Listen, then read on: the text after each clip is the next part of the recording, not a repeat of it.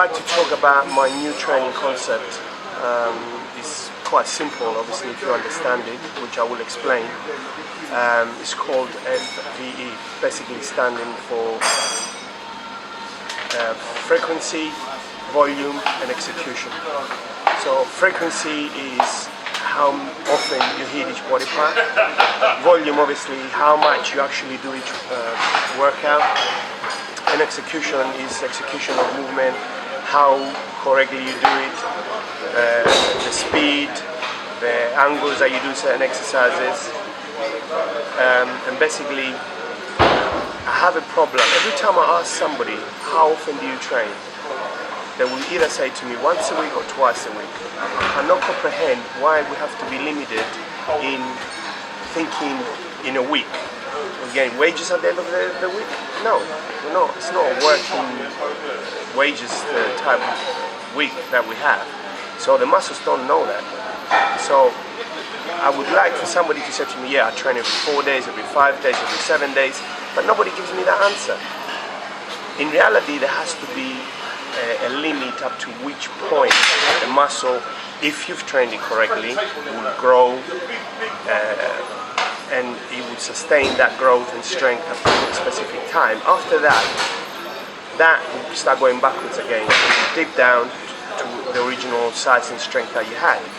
So we have to get that right, which scientifically it's been proven that between 4 and 5 days is the maximum that you be allowed more or less to stay at that point before your muscles start going backwards.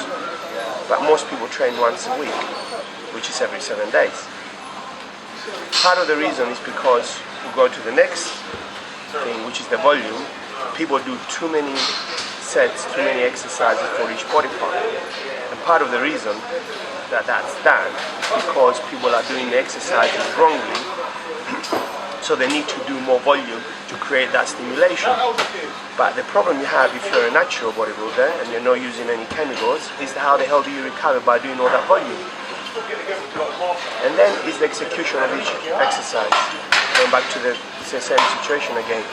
You're executing the movements wrongly, you end up doing them wrong, you end up having to do more.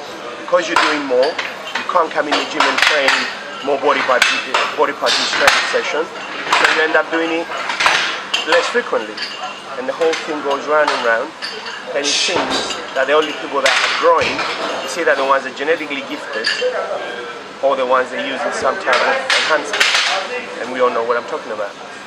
So my sort of goal in life now is to try and teach as many people as possible to stop wasting time like I did in the past regarding the training, the way training should be done. And I want people to stop thinking they are powerlifters or Olympic lifters. If they're doing bodybuilding, they have to realize we have to train differently.